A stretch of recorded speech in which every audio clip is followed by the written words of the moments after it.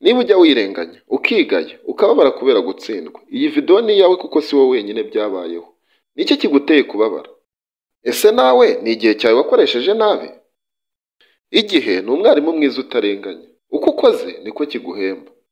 Kigufasha kwishima cyangwa kwicuza. Kigufasha gutsinda cyangwa gutsindwa.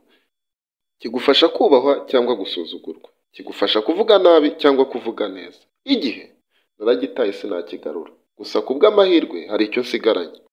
Ikibi cyacyo iyo ugiye kugita, wumva ko usigaranye kinini, wumva ko nejo ari umunsi.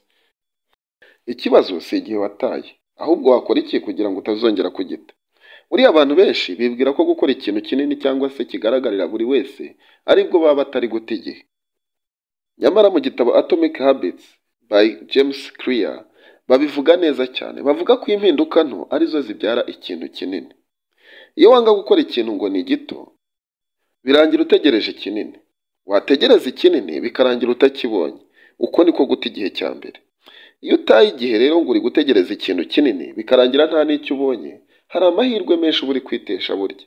Hari amahirwe menshi uba uri kubura mu buzima. Wowe fata umwanya muto utekereze kuri iki kintu cyo guta igihe. Utekereze ku bantu batsinze muziranye. Wibaze niba koko ari uko batangiriye ku bintu byinshi. Emera ko impinduka zishoboka mu gihe watangiriye ku tuntu dukeya. Mu gihe watangiriye ku mahirwe make wari ufite. Nutegereza umwanya mwiza, amahirwe afatika, bizarangira nta kintu ukoze. Bizarangira udatangiye. Tangira none ureke guta umwanya wawe. Ibi nubikora uzashimira nyuma. Kubera yuko birashoboka.